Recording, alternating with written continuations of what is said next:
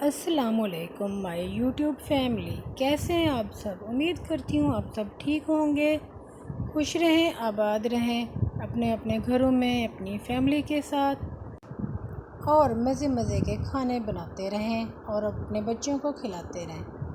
आज बनाने लगी हूँ मैं चना पुलाव बनाने के लिए तेल गरम किया है 1 कप, उसमें 2 अदद प्याज कट करके डाल दिए हैं। अब जैसे ही प्याज का हल्का कलर ब्राउन होगा लाइट शेड में, तो मैं इसमें डाल दूँगी कुछ खड़े मसाले, जिसमें है दालचीनी, बादियान के फूल, छोटी इलायची और तेज़पात के पत्ते कुछ अदद। ये है इसमें ज़ीरा, ये डाल दिया। फ्राई करूँगी।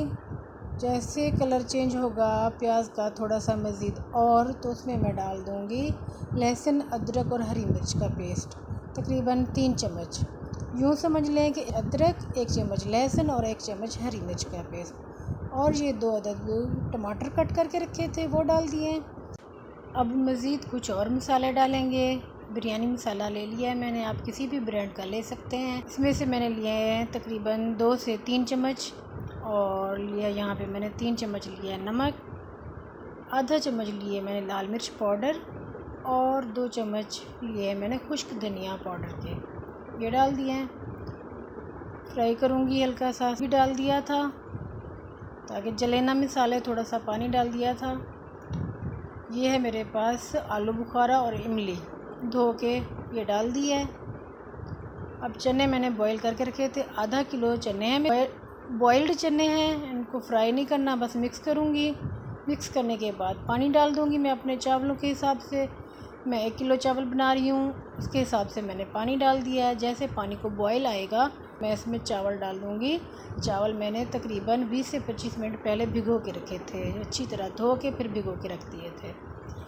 मिक्स करूँगी और जैसे ही पानी खुश्क होगा तो दम लगा। पानी तकरीबन खुश्क हो चुका है, दम लगा दिया मैंने। यहाँ पे तकरीबन 15 से 20 मिनट का मैंने दम लगाया था।